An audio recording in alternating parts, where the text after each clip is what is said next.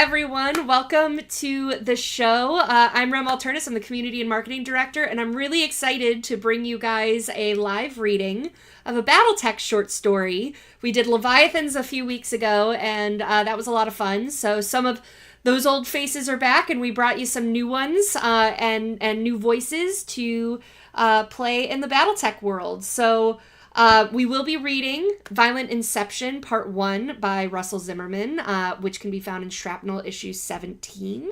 So if you want to grab your book and follow along, that is great. This is going to be very informal, pass around the narration and everything. But let's meet our special guest today. So I'm going to start with my, on camera, it's my left. Tren, hi. Who Hello. are you? You just said my name. But yes, I'm Trendane Sparks. I'm one of the narrators that we have here with Catalyst doing Shadowrun BattleTech, and I haven't read anything from Leviathans, but I don't know if there is anything from Leviathans yet. So There is. We should get it to you. oh my God, there is. Oh God, no. I have got a pile of work I already have to do. Let's wait until 2035 to do the Leviathans first. Okay, we'll be on Shadowrun time zones. That's fine. Okay. Well, great to have you here, Tren. I'm sure people are going to be very excited to have you here. Eric, welcome back. Good to be back. Yeah, Eric Salzman. I'm the continuity director for Catalyst. Woo! Thank you for your service. I come properly behatted today. Awesome. And with the fire mandrill, right? Indeed. Awesome. Russell? Hello, hello. Who are you and what do you do for this crazy group called Catalyst? I put words on screens. Russel Zimmerman. I've been a full-time freelancer working with Catalyst for longer than I like to think about. And I'm the wacko that wrote this silly old yarn. So this is part 1 of the serial novel that wraps up later this month in Shrapnel 20.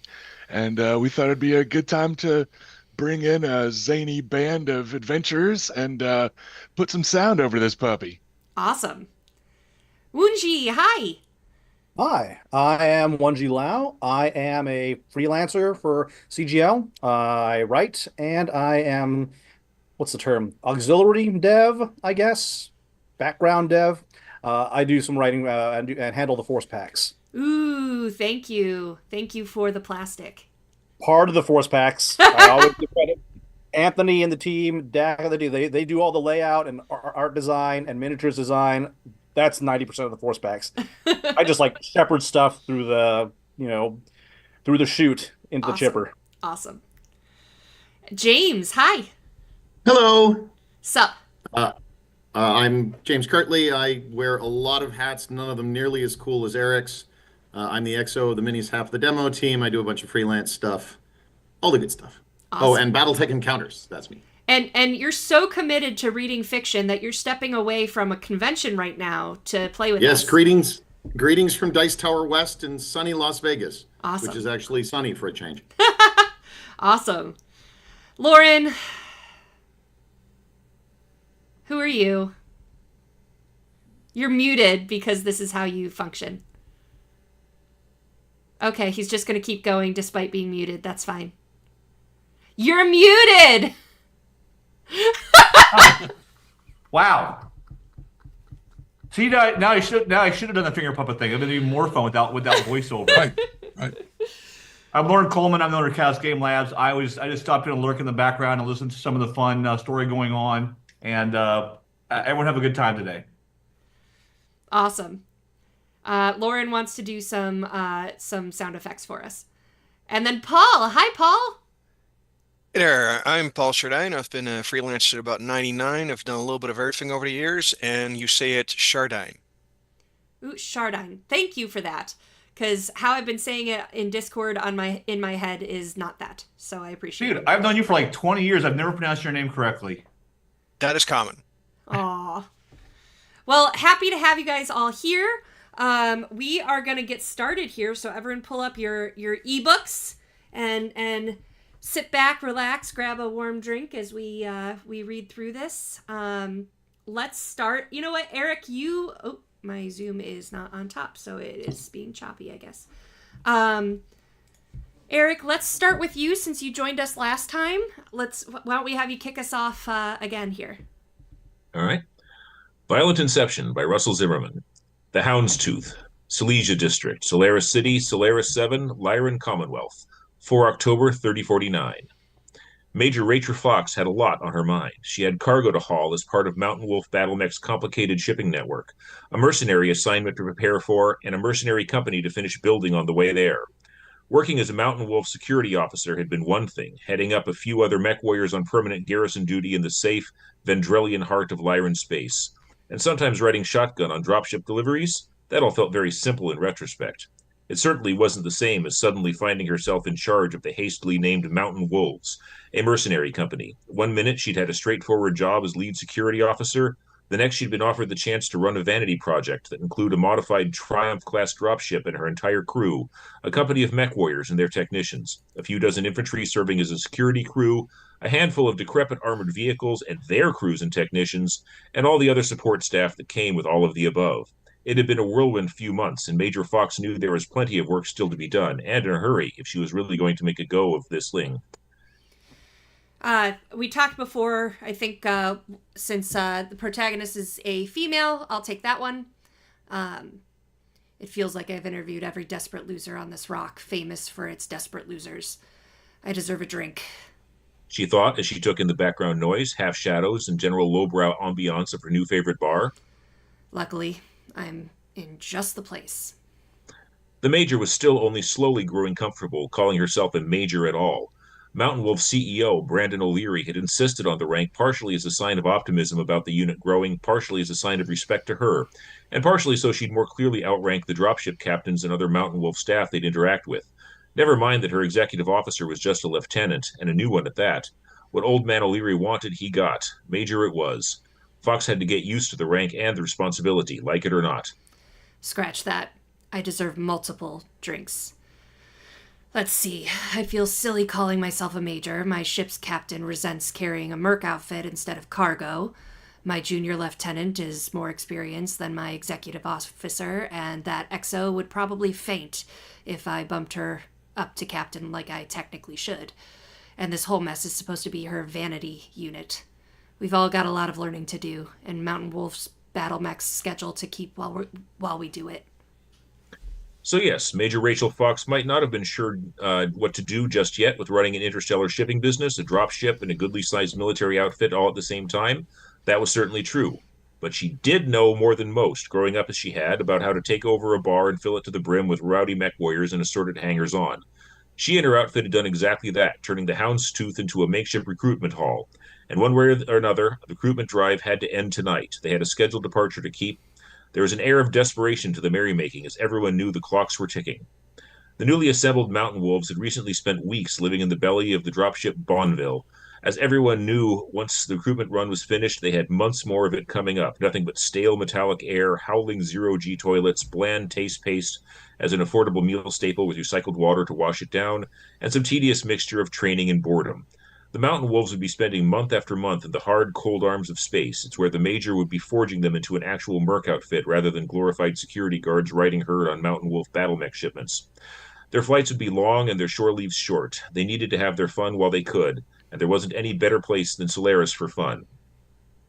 The Houndstooth bar they occupied was a dingy affair, just a bare step up from being a proper dive. It wasn't the rotten heart of Silesia's infamous Blackthorn district, but there was still no mistaking it for Riverside or the Upper East Side. It was an old beast of brushed steel, cheap plastic, and stained wood, but the beer was cheap. The simulator pods were high-end for civilian models, and, most importantly to Rachel Fox, the staffer used to mech warriors. The bar was popular with mid-tier Solaris gladiators and their wannabes alike, so the employees knew how to handle the rowdy royalty of modern battlefields, the grouchy technicians drinking off the frustration of repair work, the mech bunnies and mech buddies, all the rest of the generally rough-and-tumble paramilitary crowd that traveled in mech warrior circles. And so, as the first paramilitary action of the Mountain Wolves, Rachel Fox had invaded the Houndstooth. The Mountain Wolves had been there a better part of a week, marking their territory, inviting those mid-tier Solaris gladiators and wannabes back in ones and twos, and establishing a pecking order ever since. Another round of TDs. She waved for the server. And bring a Timbiqui Small in a couple minutes. TD was easier to say than Timbiqui Dark, which they drank like water here in the Lyran Affiliation Silesian District. The Timbiqui Small would be for Hannah Rippon Hart, Fox's new XO, once she got back. The noble Rippon Harts of Vendrell were proud Lyrans every bit as much as anyone in Silesia, but they were also proud Muslims, and the drink was a compromise, a dark, rich, non-alcoholic beer, letting Hannah still take part in the drinking without breaking her faith's rules. And for all the rest of the Mountain Wolves, with one exception, they drank in the hard stuff. Timbiqui Dark was as vital as coolant fluid to the smooth running of any merc outfit. Fox's staff had been sucking them down at the Houndstooth for days, and this table had been her office the entire time. She was getting used to the place, just like she was almost getting used to the job. She was joined in her booth by Ash Cole, son and grandson of loyal Mountain Wolf technicians, inheritor to a proud legacy of technical genius accompanied by a singular work ethic, and now chief technician of the nascent Mountain Wolves Mercenary Company. Ash had a brilliant mind for electronics and hardware, and he'd easily feasted on Solaris's population of disgruntled and disenfranchised technicians, hiring them up left and right to swell the outfit's ranks. The knowledge the company was sponsored by a BattleMech manufacturer of solid reputation hadn't hurt, nor had knowing that spare parts would flow like water if Old Man O'Leary's tangled webs of business associates kept up their end of things. All right, let's do a swap. How about Tren? Would you mind taking over narration? Okay. Okay. I'm already a little tired of that side of the business myself. Fox thought, hiding it behind a smile as she lifted her bottle to return a rowdy toast from across the bar. She didn't have a favorite part of the job just yet, but she knew deep in her heart that interstellar logistics certainly wasn't it. One drop-off and pickup stop at Hesperus on our way here almost put me to sleep. Luckily, we've got Muneen to fall back on for the bookkeeping, which is great, since we've got plenty more to do, since we've got plenty more of it to do, and in a hurry. To Fox's left sat the very same Almasay Munene? Sure.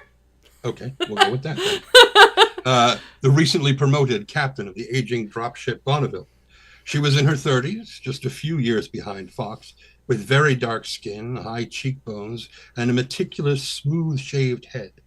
The Bonneville, the oldest and most modified of the Mountain Wolf BattleMech's small fleet, was technically an Aerodyne design, but any Triumph class was a bloated, ugly thing with all the aerodynamics and grace of a well-thrown rock in flight, and not much going for it but sheer bulk. Captain Munene, conversely, was slim, trim, and efficient, a small frame holding a towering intellect. She kept a tidy ship, well crewed, well stocked, and well inventoried. Wow. And her passion for neatness, and order would help her keep the Merc outfit in line. Hopefully. The woman was a little off-putting socially. Man. Often both formal and blunt in how she spoke. But Fox was increasingly appreciating that the captain was a walking, talking encyclopedia. The major had initially assumed it was just ship specs, jump points, and trade routes, and the like. But man, I cannot see. The fun thing that you guys may not know about audio recording is there's a lot of times that, since we're alone in a booth, you just hear. And that's our sign to re-record.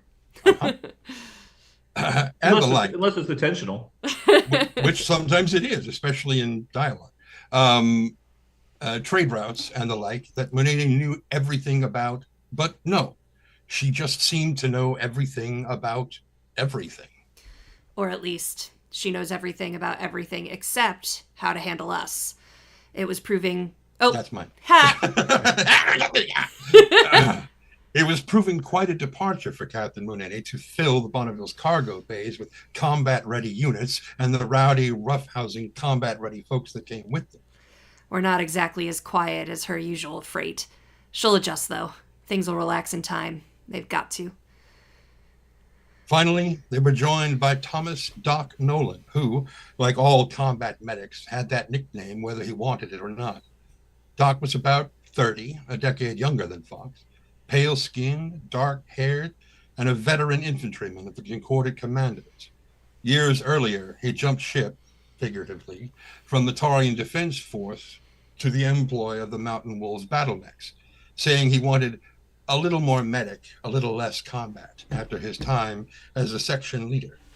Where did it go? While he hadn't been a commissioned officer in the TDF, Doc had tremendous experience and expertise and was very probably the most professionally trained and educated member of the company. That got him a seat with the officers of the Wolves and the rank of lieutenant, just like the Doc nickname, whether he wanted it or not. In theory, he served as the ship's doctor, and that was it. In practice, he spoke up for and led the everyone else staff in the unit, especially the handful of tankers and security staff. If someone wasn't a technician, a mech warrior, or a dropship crew member, their complaints and concerns went through Doc before making it to the outfit's executive officer. That executive officer, so bald-facedly inexperienced that even her doting grandfather hadn't insisted she be made a captain from the get-go, would be returning shortly, rounding out their merry band of officers and, hopefully, also finishing off their recruitment efforts. Hanna Rippon-Hart, the future Duchess of Vendrell, was due to arrive any moment with the intriguing last few of their potential recruits. To Fox, she was an asset, a liability, and a responsibility, all rolled into one. Hannah's potential being squandered had been the catalyst for the Mountain Wolves forming at all, and deep down, the Major knew she would grow into that potential. Rachel just needed it to happen soon. All of her officers reported to Major Fox, and everyone knew where the buck stopped. But Fox listened when her experts talked. A bit of leadership she'd learned from her mother and the O'Leary men who ran Mountain Wolf battle mechs. At the end of the day, the decisions were hers to make, and the responsibilities were hers to carry. But she did everything she could to make her decisions informed ones. When time allowed, she also did her best to explain her reasoning to her subordinates so that they could understand her thought processes and logic, all the better to go on the same page instead of simply obeying. Right now, in the Houndstooth, Fox and her advisors were hiring. They'd already handled technicians, rounded out the Bonneville's crew, and seen to the rest of the staff they thought their budding outfit needed. What remained, ironically, was making the final calls on the core conceit of the Wolves, the most important piece of equipment in any mech, the mech warriors. O'Leary had been generous with the Mountain Wolf signature, mech when it came to forming this unit. Alongside an antique Shadowhawk, a minuscule Locust, and Fox's own Archer, they had Merlin seats aplenty, but they still needed a few more butts to put in them. Fox had started with an assortment of periphery security veterans already, MWB security staff like she'd been, and a handful of grizzled old hands like their senior NCO Brown Pants and his right-hand gal Stringer. Fox had added a half dozen. Man, it still takes me forever not to say Loren. Have a drink of water, that'll help. Fox added a half dozen Lyran mech warriors with various levels of experience to the unit. A young outfit could certainly have a worse start. They still had Merlin cockpits to fill, though, and Solaris was their final recruitment haul before getting down to business. Putting out a call for dispossessed mech warriors was like tossing chum into a shark-filled waters. They picked up a promising mech warrior, Noodles, already, but they'd spent long hours filtering others out. They'd been busy, here in the Houndstooth, with recruits to interview and files to read over aplenty. I've never graded so many sim runs. Fox smiled to herself as her rowdy crew roared their appreciation at the latest round of arcade-style simulator combats ended. Solaris being Solaris, every joint with room for them had a few simulator pods for mech-hungry fans of the games to pour money into, play in, and wager on. The diverse array of them at the Houndstooth had played no small part in the Major's decision to set up shop there. They weren't quite New Avalon Institute of Science or Outreach accurate, but they were doing the job of separating the wheat from the chaff. The current company champion was Peter Blackbeard Burke, a broad-shouldered, pot-bellied, bristle-beard veteran of the Donegal Guards. As one of the Wolves' few combat veterans, he was plenty comfortable in the Merlin plan Fox. Oh man, plenty comfortable in the Merlin Fox plan to assign him. Thank you. But here in the Houndstooth, he was stomping around in a heavier Warhammer simulator while he could. The Queen of Spades was a Wolf's Dragoons licensed sim pod emblazoned in the sinister. Everything's blurring. I can't see. You want to take a break? I can switch you out. No. I just need to rub my eyes for a second. It'll be okay. Sinister colors of Natasha Karinsky's Black Widows with programming subtly tweaked to optimize her favorite mech. Civilian arcade-style simulators weren't held to the same standards of accuracy and impartiality military models were. They tended to favor certain mechs or playstyles. Burke was taking advantage. Stone, sober, and focused, he was also taking heads, taking names, and taking money. And there she is. Fox lifted a glass toward her executive officer, who just showed up. Lieutenant First Class Hannah Rippon Hart was back and looking to disrupt Burke's winning streak. Not personally, mind you. Rip herself would be the first to admit she wasn't good enough. She wasn't a good enough mech warrior to unseat Blackbeard, no. Rather, she hoped to do so with the pair of young mech warriors she'd finally arrived at the Houndstooth with, after hinting at and name-dropping them all damned week. Hannah had stopped overthinking it at last and had settled on presenting her chosen few to the company for consideration face-to-face. The Major figured the younger officer deserved a drink for... Maybe I will end at this. Sure. End of this thing here. Deserved a drink for it, hence the order for the Timbiki Small.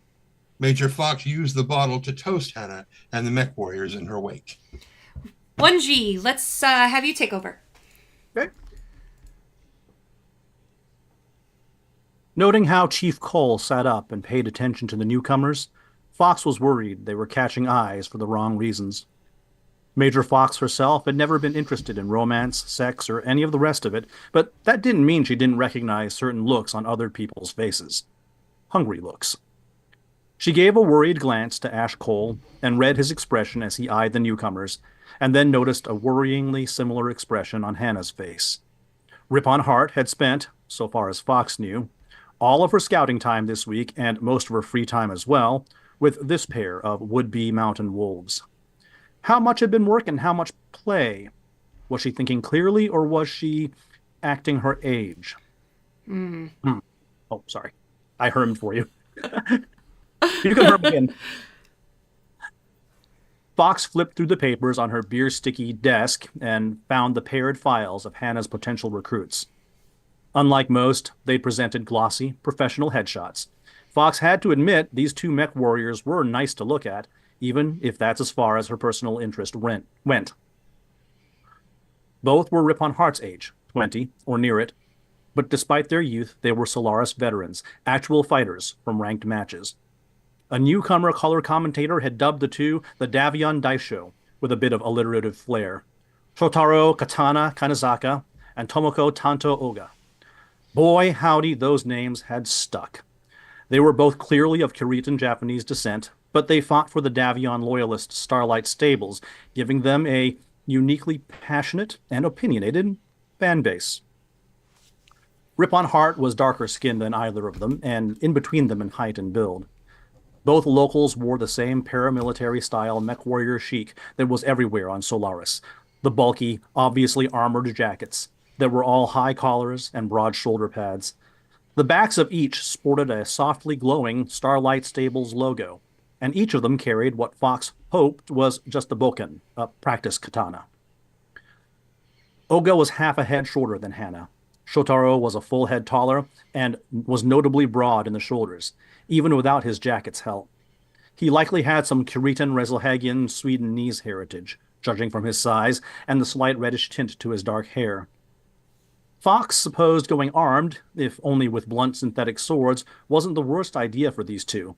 Not with their reps. Not in Silesia. As their stable's token leashed Curitans, the Davion Daisho were routinely dressed up in kimonos, paraded around, and generally told to play up stereotypes. Shotaro was brooding and restrained, Tomoko demure and quiet. On top of that, stable master Trankibo made sure they fought in Draconis Combine mechs, and they'd built a fearsome reputation for themselves in Starlight Stables, Jenner, and Panther.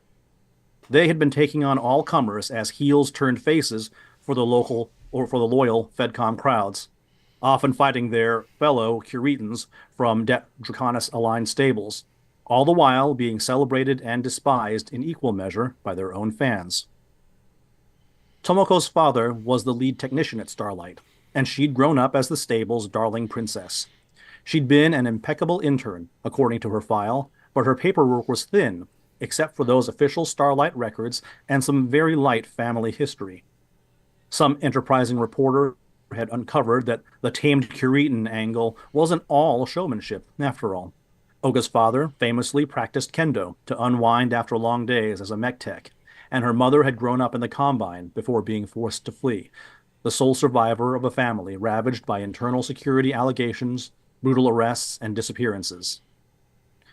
If Tomoko's file was thin, though, Shotaro's was basically non-existent. All his file showed was his record in the stable, starting as an intern and later as a gladiator. His whole life fit on a single page. The pair had racked up win after win, and rumors in the Solaris gossip rags hinted they were going to make the jump from Class 2 straight to Class 4, skipping the medium weight class and showcasing heavy mechs next season. Fox and the Mountain Wolves had been approached by plenty of down-on-their-luck mech warriors who were looking for mech work because a stable wouldn't accept them. These two, though, were hits at their stable. Popular, talented, successful mech warriors. Winners. So why the hell are they here? She frowned thoughtfully as the newcomers split up. Shotaro eagerly headed straight toward Burke, wasting no time in challenging the champion. Hannah guided Tomoko toward Fox and her fellow officers, but on the way, Tomoko paused to wave down one of the Singh brothers, twins and troublemakers from Alpharats, who were living on Fox's exasperated fondness for them. The pair of roguish mech warriors were currently cheerfully playing bookmakers for the ongoing recruitment sim duels. Lieutenant. Fox looked up at Hannah. Who's your friend? Let's assign for Hannah. Let's do Paul. All right. Major Fox, this is... Hannah cleared her throat loudly. Oh, nope, I'm just doing the voice? Yep, just the dialogue. Rookie move. It's okay. Hannah cleared her throat loudly, then a second time, then waved Tomoko over with a stern look. Finally, after a handshake, the mech warrior dragged herself away from the Singh and gave Major Fox and the gathered officers a little wiggly-fingered wave. Tomoko, let's do Rusty. Mech warrior Tomoko Oga, Starlight Stables. Tomoko said with an easy, confident smile. Major Fox, right? I'm a big fan. You are? Fox raised an eyebrow. The Reckoning 3021? You nailed it, boss lady. Tomoko beamed. The way you and Dangerous Danny manhandled all those wasps and stingers and stuff? Brutal. Classic footage. Fox froze for a second, jawline clenched, somehow flattered and offended at the same time, feeling every single one of her 40 years. I'm Rachel Fox. She smiled wryly. That was my mother, Cassandra. Hannah looked like she might die. Tomoko vapor-locked for a moment, then robotically nodded like the whole thing was finished. Okay. Oga eventually managed to say, then let out a nervous laugh. Okay, great. I guess I'll be seeing you. Let me just go get Shote and Uh,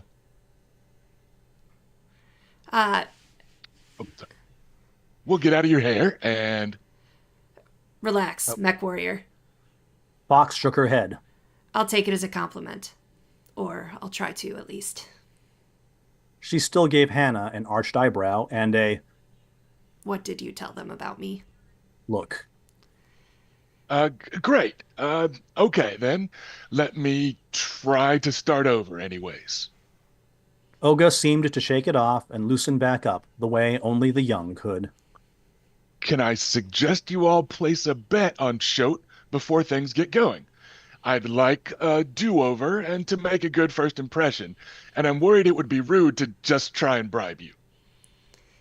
He is eager, isn't he? The Major looked past Olga toward the brewing Simpod confrontation. Then she shrugged and gestured for the gathered officers to do as they wished.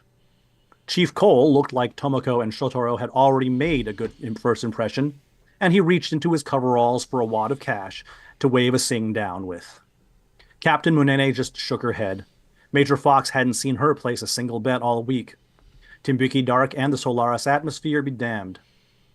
Doc smiled wryly, shook his head, and waved the Singh brother off as well. The combat medic had given up betting on the mech matches after losing 3 in a row. A small part of Fox was glad the lieutenant had slowed down after that.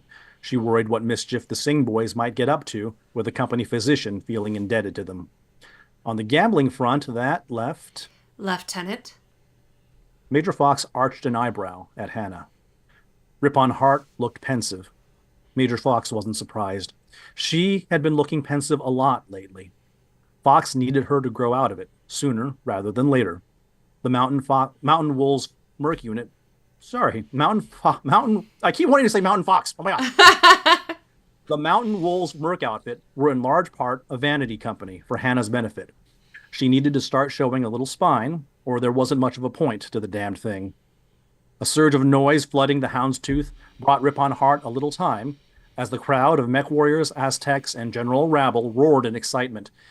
Burke gestured grandiosely to the Queen of Spades pod that had become his throne, confirming his choice. Shotaro let the noise die down, struck a thoughtful pose with his bookin on his shoulder, then pointed to his own chosen chariot. His was a graffiti-covered, scuffed-up, dingy-looking machine in the back corner of the bar. The crowd murmured and milled, looking uneasy, casting dark glances or cursing him outright. Kanezaka's chosen Simpod was a Combine's Pride arcade machine, licensed and endorsed by Luthien Armor Works, the premier battle mech manufacturer of the Draconis Combine, and he was entirely in the wrong Solaris district for that. The dark corner of the Houndstooth hadn't kept the Pride pod from hostile eyes. Instead, it had, apparently, over the years, simply given surly Lyran patriots enough privacy that they felt comfortable in defacing it. Where the Queen of Spades machine was clean and well kept, inasmuch as anything in the Houndstooth was, the Combine's Pride had gathered abuse in the corner for who knew how long. It was covered in a hodgepodge of anti-Combine stickers and other graffiti, and apparently the ground near it had turned into a place for patrons to carelessly toss their trash and occasionally empty their bladders. All right, let's switch off. Let's have some James time. Shotaro gave them just long enough to quiet down and held a good sport hand out for Burke to shake. Burke didn't. Instead, the burly Lyran flipped the Davian Karitan an obscene gesture, turned and crammed himself into his Simpod. Now's the time. Oh, wait, Major Tomoko. Fox. That was Tomoko. Yep. Now's the time. Major Fox heard Tomoko urge Hannah. Place a bet. Ripon Hart bit her lip. Should I, Major, Shotaro's not in the company yet, and he might not ever be. If I bet on him, am I betting against my own people?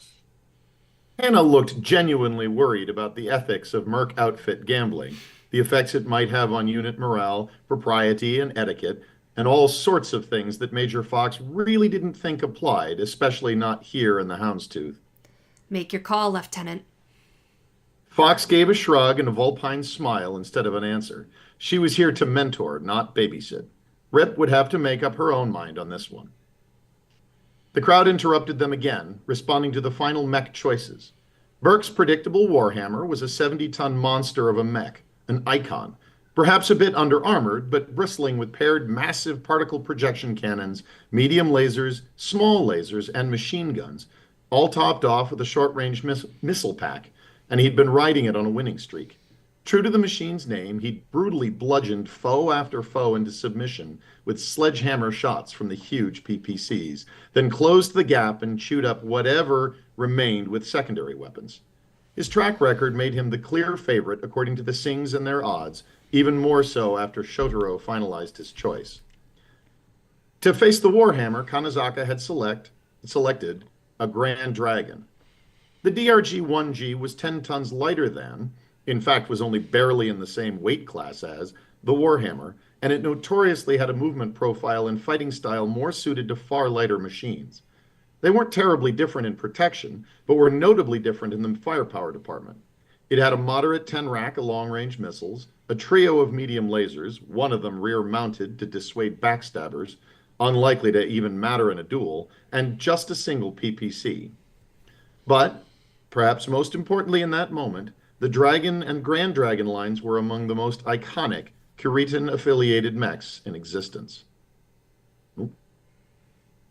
What is he doing? Hannah hissed at Tomoko.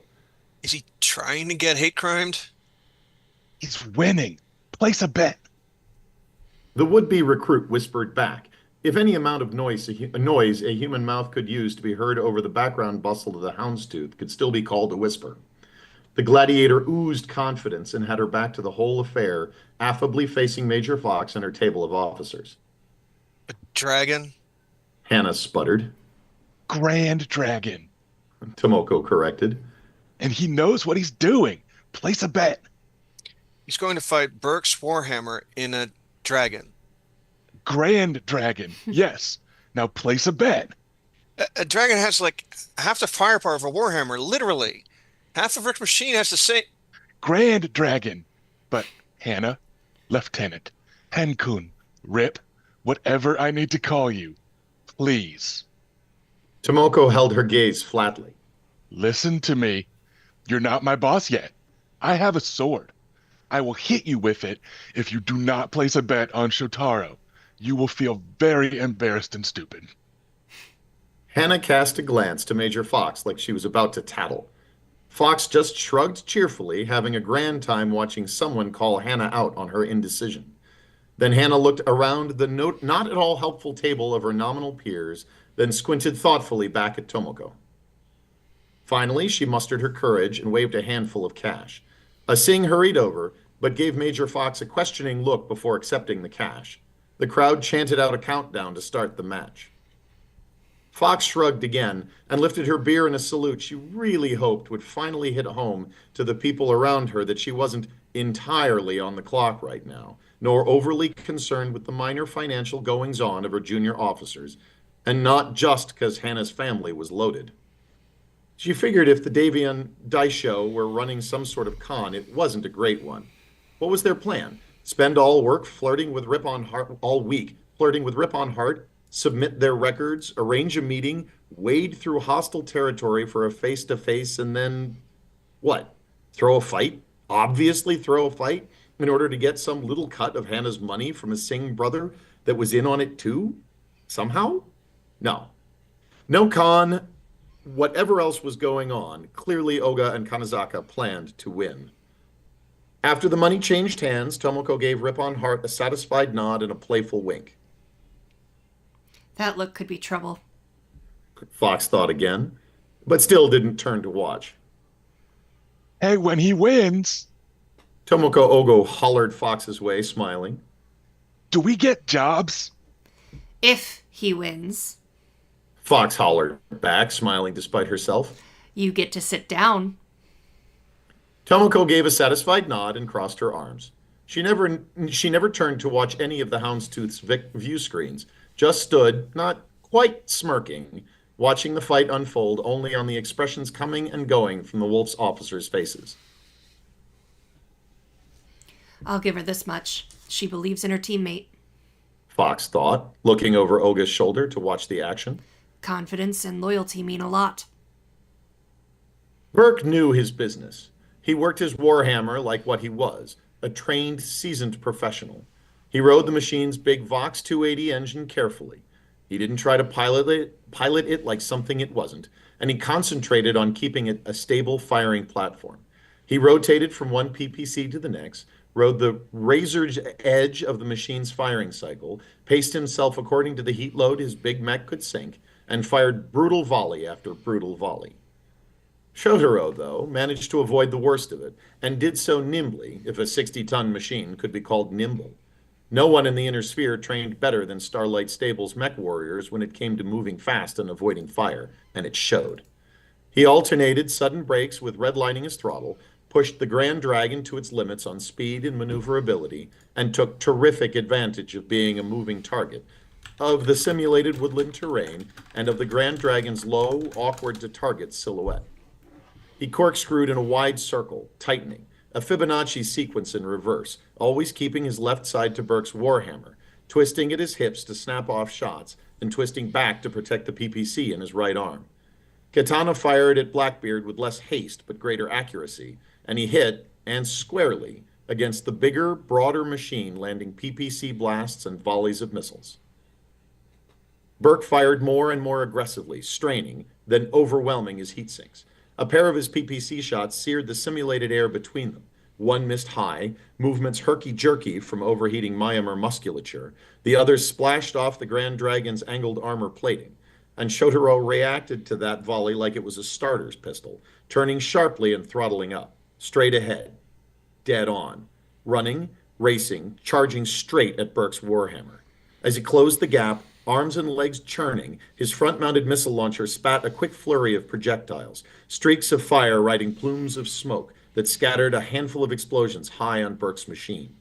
The view screens inside Burke's cockpit pod were rocked and smothered by the missile hits, and just as Burke's vision cleared, the Grand Dragon itself smashed into him, 60 tons moving at over 80 kilometers an hour, leading with the battleship prow of its protruding chest. Awesome. I'm going to stop you there. How about Paul?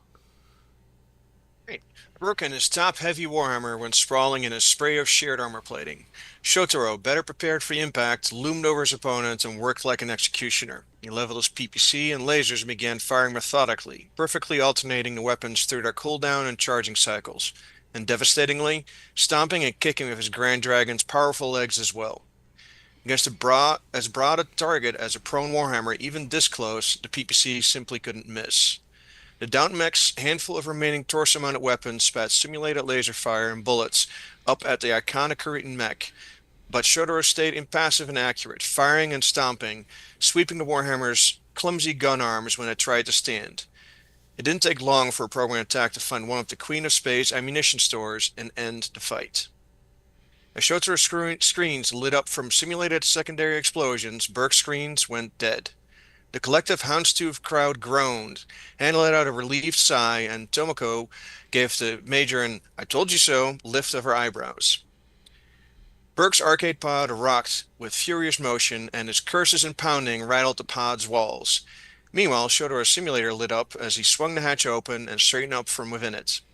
With his broad form backlit by the congratulatory lighting from the simulated cockpits, he struck a pose for a moment to draw every eye in the bar, already accustomed to receiving a mixture of scorn and respect after a win, and said the best thing he could have possibly said to pacify the surly crowd. "This round's on me." The houndstooth roared approval overshadowed even Burke's continued cursing. Doc laughed. Munene's face split with a calculating, approving smile. Cole veritably swooned. The Major didn't let herself frown as she saw the post-battle statistics. Instead, she lifted her beard to salute Tomoko, then leaned back, making herself comfortable while she waited and continued to scan the broadcast damage stats. That was clean. Fox thought. Maybe too clean. Kanezaka headed over to the table. Oga held up a fist for him to thump with his own as he rejoined her and the young Lieutenant Ripon Hart. Then he gave friendly smiles and nods to the table. "Konnichiwa, everybody." This said. is Kanezaka, so let's do Eric. Konnichiwa, everybody. He said. Thanks for the fight. Major Rachel Fox Oh, that's still me. Yeah. Henna gestured, putting a clear emphasis on the fact her boss wasn't the Elder Fox. Meet Shotaro Katana Kanazaka. Fox waved off his handshake with her beer, staying seated instead of standing for more proper introductions. She noticed his affable smile wavered, ever so slightly, at his own stage name. She took a shot. A good show, Katana. She said with a smile. Have a seat, you two. She confirmed a hit. He definitely wasn't a fan of his nickname. Tomoko beamed as the Sings reappeared as though by magic to offer chairs. Doc, Cole, and Munene slid around their booth to make room for Hannah to finally take her spot by her Tambiki Small. The Davian Daisho sat and made themselves comfortable. Ms. Oga, Mr. Kanazaka, let me introduce the rest of our officer corps. That's Doc, Captain Munene, and Chief Cole. Fox nodded her way around the table. No point beating around the bush about it. That was a good show. A very good show. Fox said again, tone amiable, but eyes sharp as she watched for a reaction.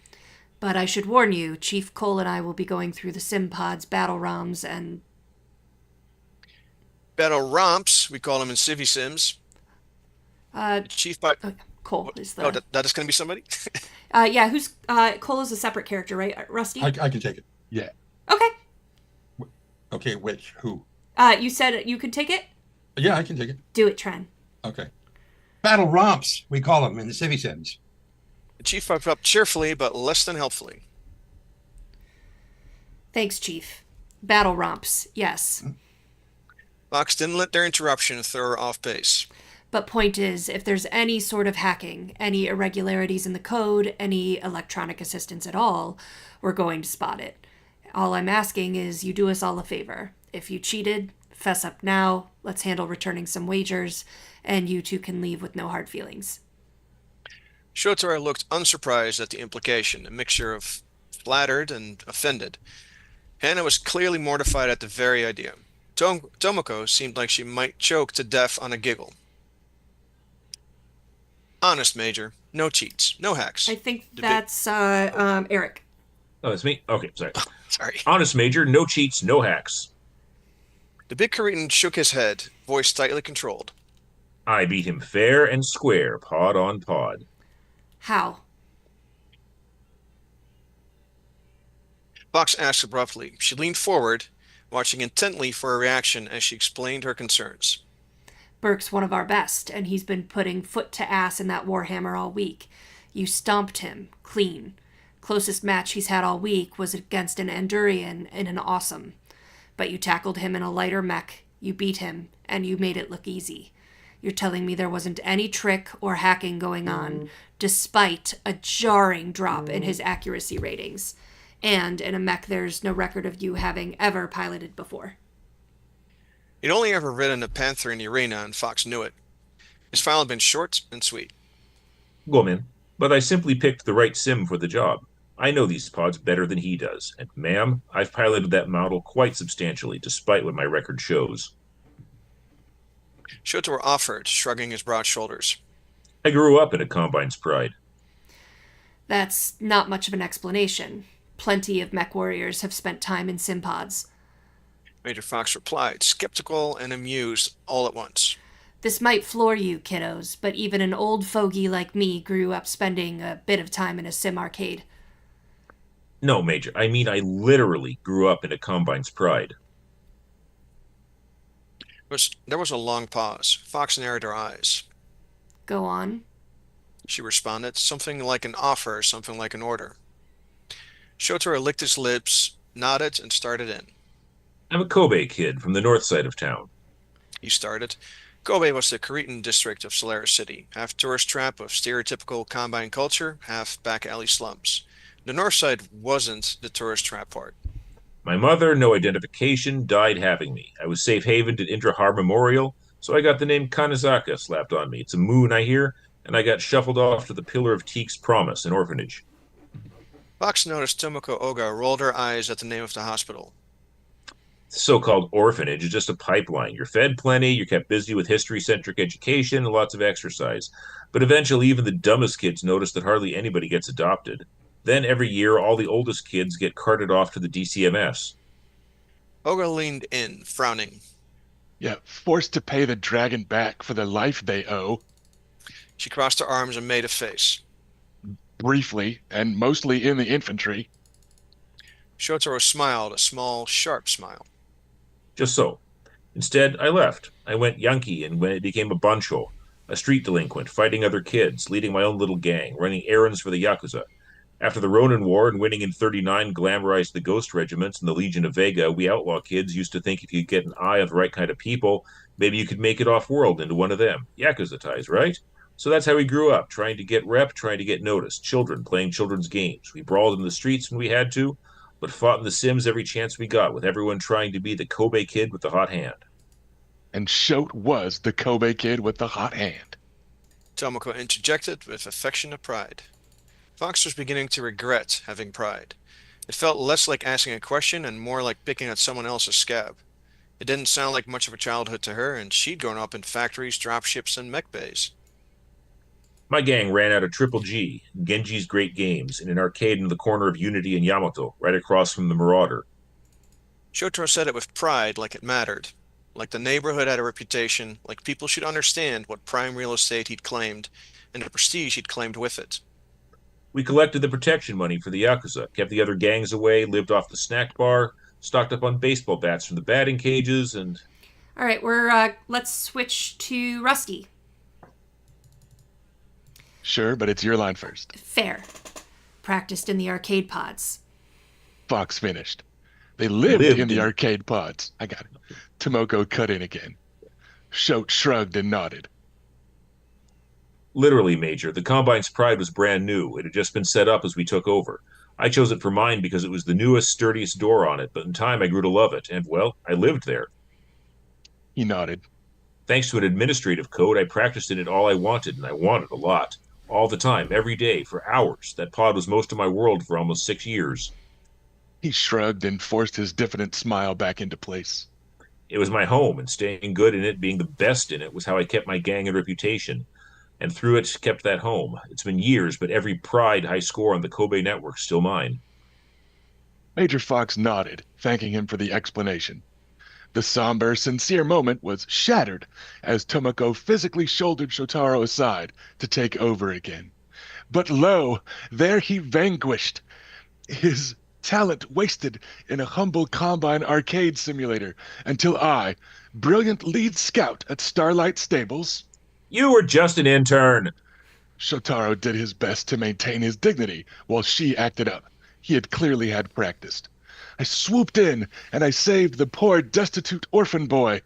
During one of my many altruistic visits to the downtrodden Kuridan citizens of that miserable cesspool, I reached down into the gutters of Kobe and offered him a hand up, a taste of freedom, the opportunity to... You used to sneak into Kobe to pick fights with Yankee gangs. To free himself from the misery of the Draconis Combine and taste the prosperity offered by House Davion. Come with me, little orphan, I said. Tomoko flung herself bodily across Shotaro like he was a fainting couch, back of her hand to her forehead, fighting giggles. Come with me. Be an intern, and perhaps even you can be made into a loyal champion of House Davion, the pride of the Federated Sons, a Starlight Stables mech warrior. Shotaro unceremoniously shrugged her off his lap with a sigh, dumping her to the houndstooth's sticky floor with a muffled yelp. Fox overlooked the theatrics as Tomoko lay there, hopefully thinking about what she had done wrong. Mr. Kanezaka, I appreciate your honesty, and I'm sorry if I pried. There's not much in your file for us to go on, but I can see now why that's the case. Fox made a point of ignoring Oga's antics. She had to fight not to smile, but she managed it. I can also see how you got in a lot of practice in that particular simulator. And I'm sure Chief Cole won't find anything illegal about your gameplay. Remarkable for certain, but not illegal. Shotaro gave her a small nod of thanks for the apology. So, Miss Oga, you're up. Fox cleared her throat. Tomoko popped up from under the table, eyes bright, paying rapt attention. She was eager for a fight. Fox considered lining up a different champion for her to square off against. Maybe their new Andarian, Noodles, or maybe Brown Pants or Stringer. But... Nah, let's give Blackbeard another shot. He's in a mood. It'll be fun. Mr. Burke should be good and pissed off. Pick your pod, Tonto. Pick your mech, and good luck. It felt nice sending her off to get pummeled. Merlin's, ne? Tomoko brushed herself off, confirming with Rip on Heart. Merlins. Hannah said, nodding. Merlins were the backbone of the outfit. I'll take him on in a Vindicator then. Merlin, but smaller. Tomoko grinned and swaggered toward the banks of simulator pods. Her sheer confidence took away some of Fox's fun. Fox felt old and wise. Very old and wise. She shook her head and cleared her throat as the girl left. Mr. Kanazaka, can you give us a minute? I'd like to discuss a few things while Tonto tries to impress us.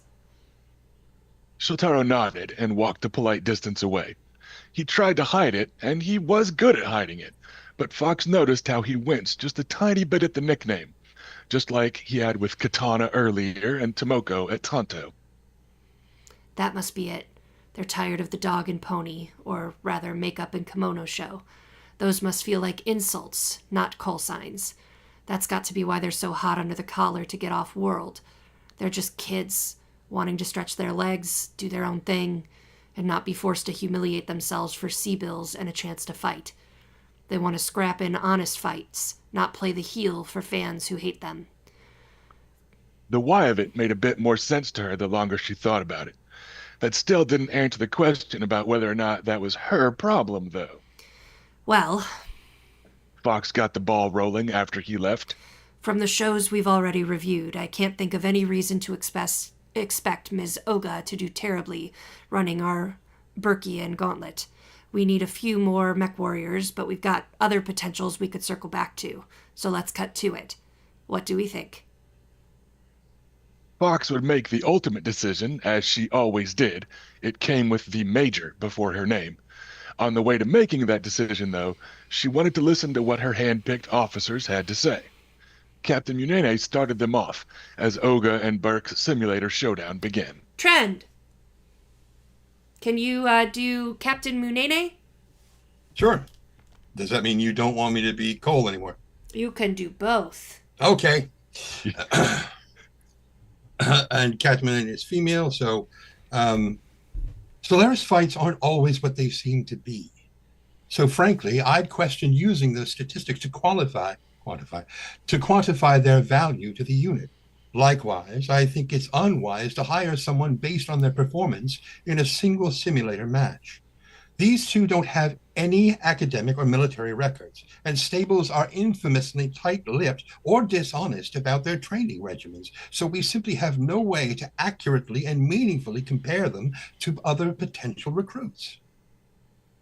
But a lot has to be said about growing up in a Solaris stable. Cole piped up, surprising nobody with which way he was leaning. Ash had clearly been in favor of bringing the two along from the get-go.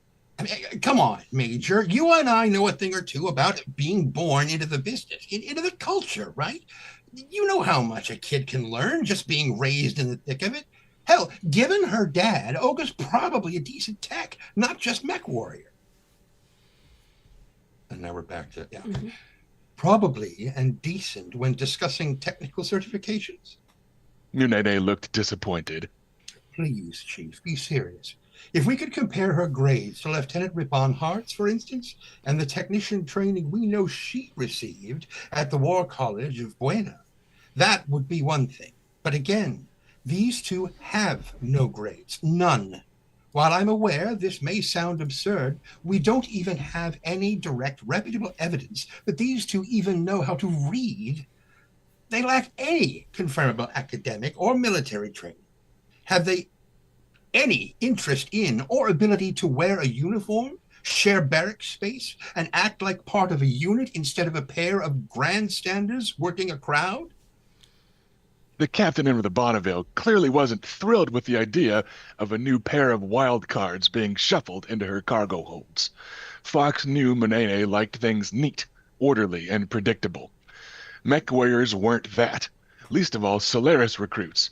A daddy's girl martial artist and a Kobe street fighter weren't likely to settle things down. Fox glanced past her arguing officers and noted the status of Burke and Oga's match. Burke's accuracy ratings were in the dumpster again. Book smarts or not, Starlight Stables is doing something right. She thought. You all know I could pass any technician certification exam put in front of me. Ash said matter-of-factly. They did all know that. Their chief tech had grown up in the industry, Mountain Wolf through and through, and Fox had been there for most of it. Ash had crawled around in mech bays, literally in mechs, before he'd learned to walk. But I've never been to an academy, never went to any university, never got a single college credit or academy semester. Talent and experience matter more than some piece of paper. Munene argued back with a continued demand for logic, not emotion, to win the day. They bickered across the table, even while Burke and Oga traded simulated PPC fire. Munene remained a nay. Chief Call, either smitten, impressed, or both, remained an aye. The two smartest people in the room went at one another as the simulator battle raged. Doc watched both fights with interest, and Rip on Heart listened sullenly while nursing her Timbiki Small. All right. Hey, we're going to switch off. Hey, Loren, are you here? I know he had to step away earlier. And bear in mind that you're muted if you are here. Well, it's like Beetlejuice. We might have to say it 3 times. You're muted. Right. You're muted. Loren. Point of the check again. All right. I think he stepped away. So, let's go ahead and circle to... Let's go back to Eric. Okay. Fox couldn't count on Hana, not yet, to put forth an argument against any of her fellow officers, or hell, even against Brown Pants and Stringer, her elders in the unit. The girl had already prepared the Davy and Daisho's files, and it made clear she wanted them to be on the team, but she wouldn't speak up to argue with Captain Munene anytime soon. The Warhammer and Vindicator swapped fire and clashed on every view screen like it was a matter of life and death, while Rip and Hart quietly sat out an argument that was largely her fault. And Doc, by far their most professionally trained Mountain Wolf, didn't want to rock the boat either. He just nodded thoughtfully from time to time as the argument continued, and occasionally glanced away from the sim battle to amiably agree with both sides. The medic was one of the Wolves' best, and he knew more than any of them the methods of proper military training, and his combat service in a well-integrated infantry battle mech unit gave him a perspective that pure mech warriors lacked. The problem was that he was still gun-shy when it came to mech and mech warrior talk. Fox sighed.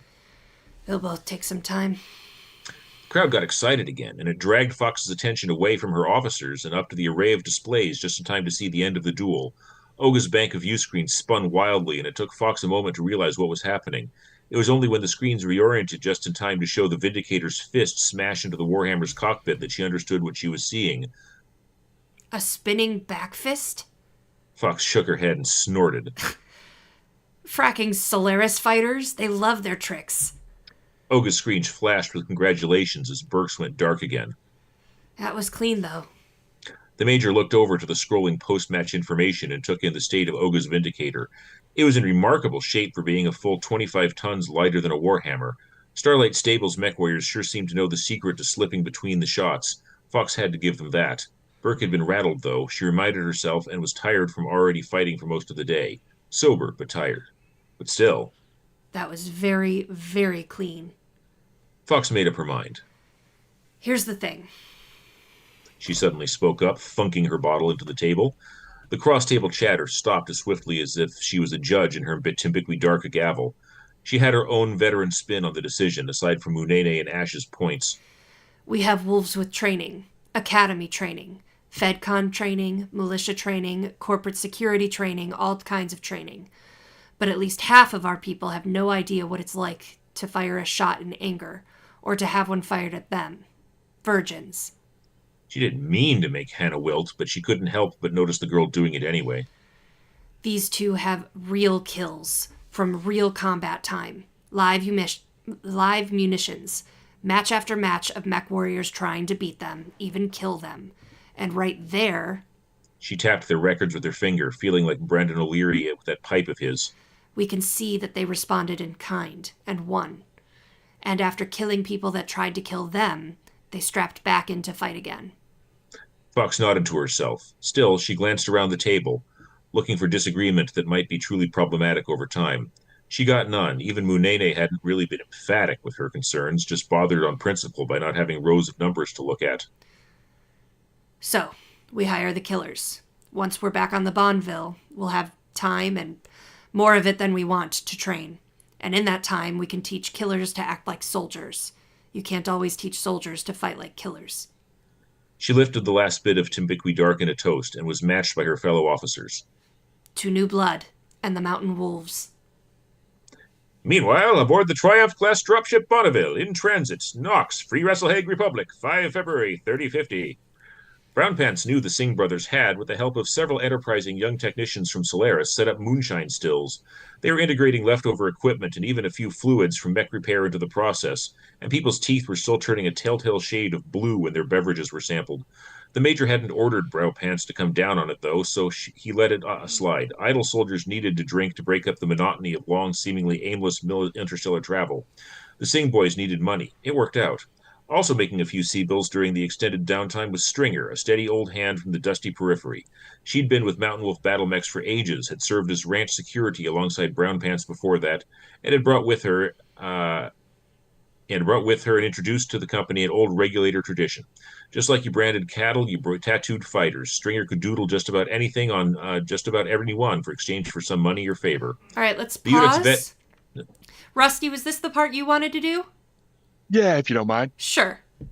Just the narrating and Brown Pants, because, Texas. Would you like to do narrating and Brown Pants, or just Brown Pants, or? I could take both, if that's all right. All right, sure. The author can have preference, I guess.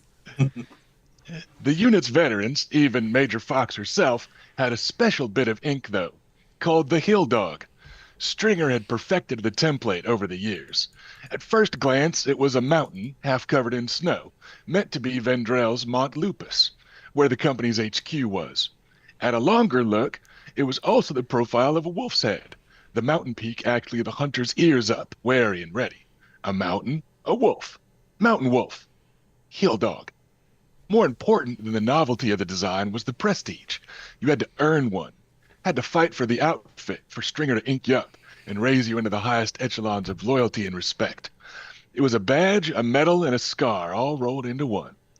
Sergeant Brown Pants had earned his dogging many times over, and every mountain wolf knew it. His legal name was Ronaine Esposito, but for decades he'd answered only to Sarge, Brownie, or most often Brown Pants. He was in the thick of his favorite joke, half perched on a crate of mech-sized lug nuts and with a crew of a half-dozen gathered around, all in the orange and gray jumpsuits that were the Wolves' default garb aboard the Bonnie. His jumpsuit was notably worn and topped off with his signature weathered, wide-brimmed leather hat, while theirs were notably pristine.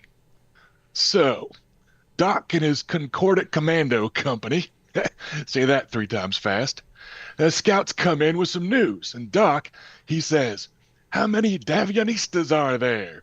And he gets back, "Oh, it ain't but a squad, sir."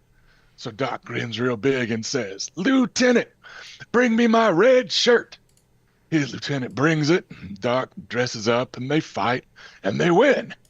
Brownie's far spinward drawl, marking him as distant periphery, born and raised, was perpetually intensified by the big pinch of Joshua leaf he kept tucked in his bottom lip. Brownie knew Doc hadn't led a company back in the Touring Concordat, and he hadn't even been an officer. Hell, he wasn't even using the right rank system for the story, but it didn't matter. The new recruits didn't know or care, plus it was just a joke. So, the next time their scouts come in and the lead scout goes, "There's a platoon." So Doc hollers at his lieutenant, "Bring me my red shirt." And he gets all gussied up again. They fight and his company wins again. Brownie savored their complete attention. The Nox newbies were their latest and hopefully last batch of recruits. They'd climbed aboard the Bonneville along with a massive shipment from metals of the earth. Tons of ore now wedged in against the cargo hold's mishmash of crates from a half-dozen companies. No one on board, save, hopefully, Major Fox and Captain Munene, truly understood the tangled web of business favors, trades, deals, bargains, pickups, drop-offs, and long hauls that Brandon and Cameron O'Leary had the crew of the Bonneville undertaking. More urgently, they cared about the work itself. The Merlins most of the Wolves piloted lacked hand actuators entirely, so all their tonnage was dead weight when it came to loading and unloading. Al Brandpant's own Shadowhawk had hands, and Shotaro had lately been assigned unloading duties using Major Fox's Archer and its responsive hand actuators as punishment for his surprisingly poor training exercise scores. But the process needed improving. They'd swiftly learned the job would go faster with a few more able spacefarers, Aztecs, and loader-unloaders aboard, so they'd picked up some more, the Nox newbies. They were just kids. Brown Pants had served in Mountain Wolf's security branch for about as long as these wide-eyed recruits had been alive. He'd been seasoned as a periphery security ranch hand for years before that, and he'd got blooded back in the Alliance Grenadiers before that. And to this day, he kept his mech painted half brown to honor his lost friends from the Grenadiers. He wasn't a young man, but he was the sort of old that made him as tough as leather stretched over wood. His mustache, save where the Joshua leaf had stained it, was a deep white, and the crow's feet around his eyes were craggier than ever. But he hadn't lost a step. Right now, his eyes were twinkling with good-natured old man humor, making the recruits feel welcome. He saw his own junior officer, Ripon Hart, all too politely waiting just within earshot, and decided to have a bit more fun at her expense. Anyways, so Doc, he sends the scouts back out. This time, though, Lieutenant can't help but ask, because cheese and rice, Lieutenant's got to know everything, right? So, sir, the Lieutenant can't help but ask, why is it you make me fetch that red shirt before a fight?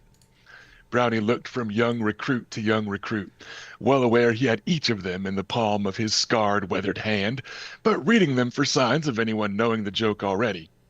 So Doc, he says, good question, Lieutenant. Y'all know how them lieutenants are. You gotta be nice to 'em, right? Tell 'em good job all the time and whatnot. But anyways, he goes on. I wear the red shirt to keep up morale. It's an old Kellhound's trick. If I get shot, the men won't see me bleed. They'll think I'm unkillable. Lieutenant nods like they knew it all along and just goes on back to work or whatever it is you call what lieutenants do. The handful of Nox natives chuckled and exchanged knowing looks. They were new to the life, but they learned early on that the best way to fit in with the more seasoned troops, whether mech warriors, security, tankers, dropship crew, or techs, was to disdain junior officers. The red shirt trick made sense to them, too. The Kellhounds were famous for being hard to hit in a fight, right? But then, Brownie leaned in close, suddenly, for drama's sake. The scouts come back, looking pale. How many are there? Doc asks, 'cause he can tell something's wrong. A regiment, sir. A whole dang regiment, the scout hollers. A regiment. Brownie sat back on his crate, shoulders slumping in defeat for a moment, clearly now playing the role of Doc himself. After a pause to gather himself, he pantomimed sitting up tall, chest out, chin up, shoulders back, striking a recruitment poster pose with his fists on his hips. He had just one last chance to rally the troops. Lieutenant, Doc says, going up against a whole dang regiment. He says, bring me my brown pants. Somebody else can take over to wrap that bit up. Awesome. All right, let's do Wunji. Bring it on home for us. Sure enough, Brownie got the laughter he'd been building toward. It always landed. He laughed right back, then waved the handful of newbies away while spirits were up. They had places to be and things to do, and he saw someone coming that meant he had some kind of work ahead of him, too. Lieutenant. Oh, that's still Russell, isn't it? It's all good. Go for it.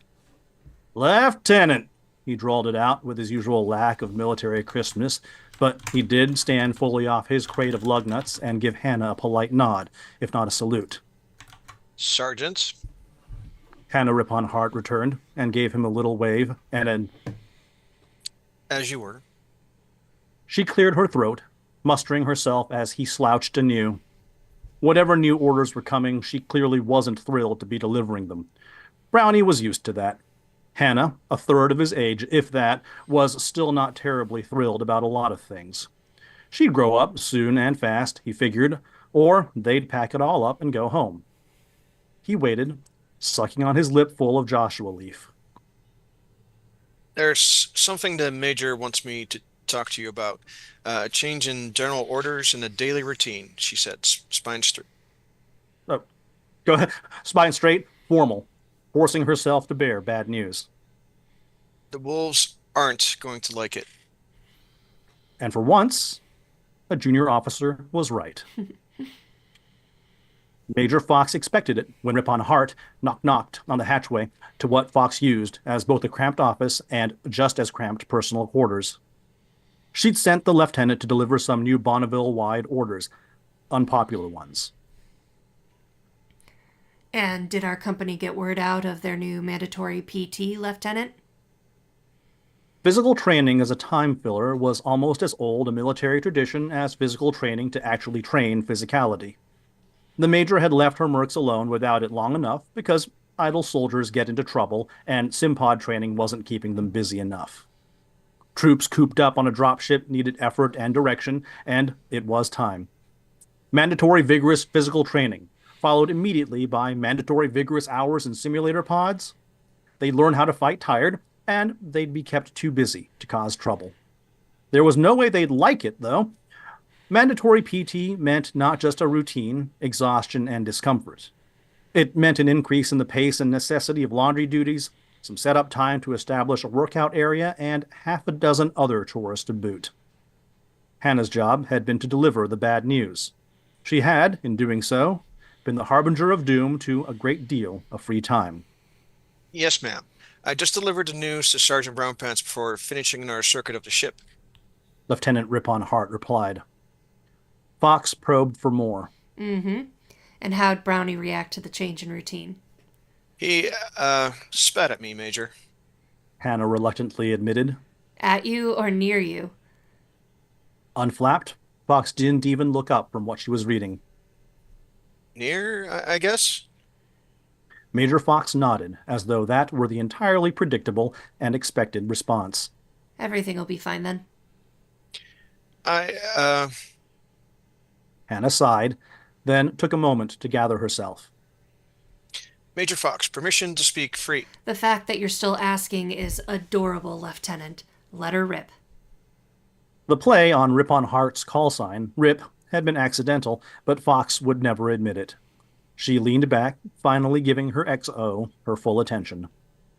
Major, why isn't Brownpants an officer? Probably because of all the spitting.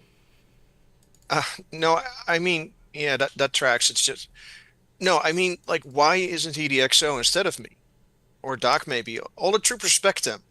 They've both seen combat plenty of times. Brownie's got more hours logged in at Shadowhawk of his than any two other wolves combined in a Merlins.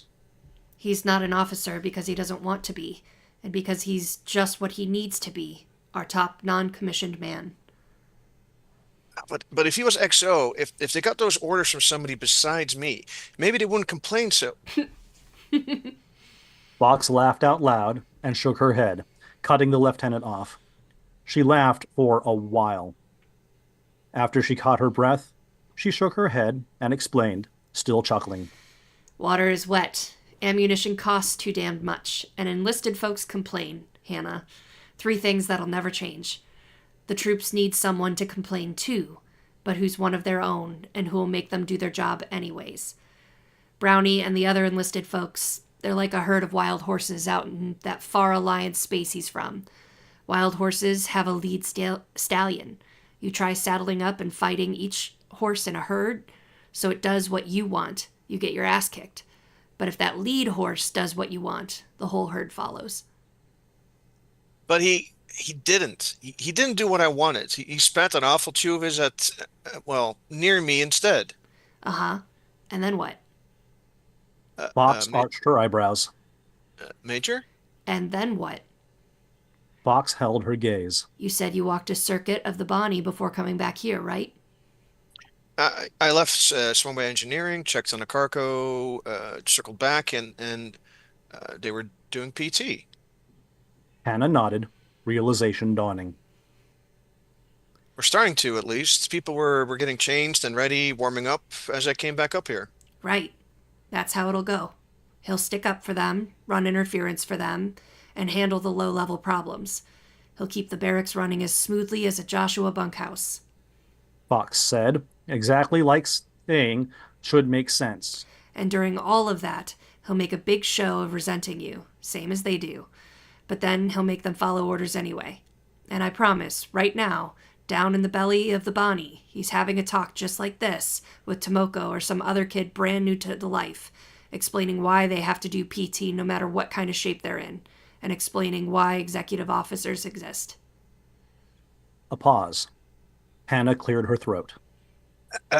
Major? She lifted a curious eyebrow now. Why do executive officers exist? Fox smiled. Because I need the wolves to sometimes second-guess someone, make fun of someone, and to hate the sound of someone's boots on the deck, Lieutenant. And it can't be me. Me, they've got to fear a little bit, respect, and listen to immediately. But they have to feel like I only talk when it's important. You? Not so much. They can take their stupid questions and lazy complaints about you to brown pants. XOs aren't here to win popularity contests. They're here to say the things I don't want to say and give the orders I don't want to give. You're the lightning rod, Lieutenant. Simple fact is, you take the hits and the hate for me. Hannah's look made it clear she'd been afraid of that. Sometimes an officer has to say the hard thing. Fox finished matter-of-factly. Hannah nodded, eyes down, then looked back up. Did Major Fox, did Granbra, Bran, and Gran, did they know what they were signing me up for? When they drew all this up, did they know the other wolves would kind of hate me? Fox leaned back in her chair, steepled her fingers, and gave the younger mech warrior a thoroughly vulpine look and a raised eyebrow instead of an answer.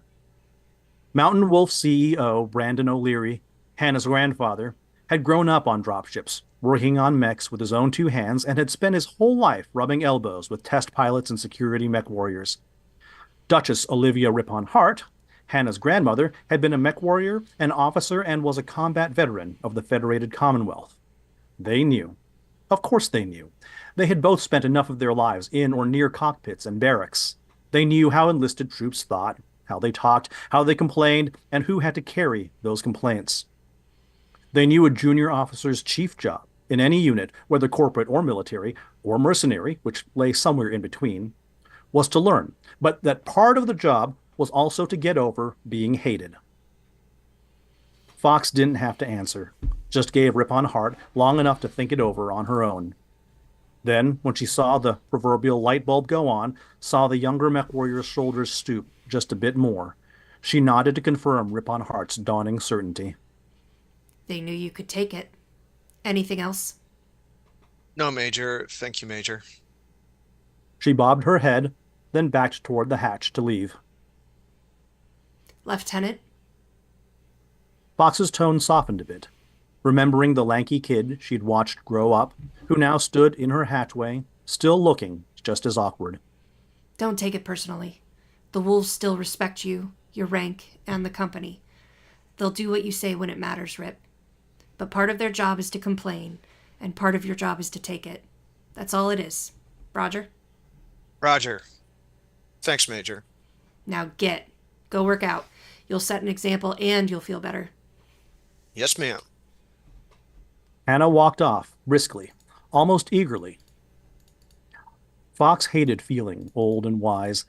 It was happening to her a lot lately, the feeling old part in particular. She could only hope she'd still feel wise when the outfit wasn't just hauling freight, and she told her mountain wolves about their first real contract. To be continued in Shrapnel 18. Woo! We made it, guys. About an hour and a half, so a little more word count than our Leviathans read, but that was a lot of fun. Thank you. What'd you guys think? No, went very well. Great voices. Yeah, looking forward to the rest of it. Eagerly. I think my wife should sleep with the author. I agree. Whoever they are, they're awesome. Can I have his autograph? Yeah, probably. You gonna be at Adepticon in a couple weeks? I guess I have to, dust off my car for that one. All right. But yeah, I'm really excited that this serial novel is about to finally come out, like next week when issue 20 hits. This like 4-part story was the first and like the central BattleTech story that got into my head when I first talked to John and Phil about writing some BattleTech. I've got 3 or 4 sort of prequel pieces in earlier Shrapnels. A lot of these are callbacks to those, like The Reckoning and Joshua and Brown Pants and stuff. And those all just like spun out of this initial cast of characters. And because of how serial novels come out kind of slowly, because it's a quarterly magazine, I just kept getting prequel ideas to kind of flesh it all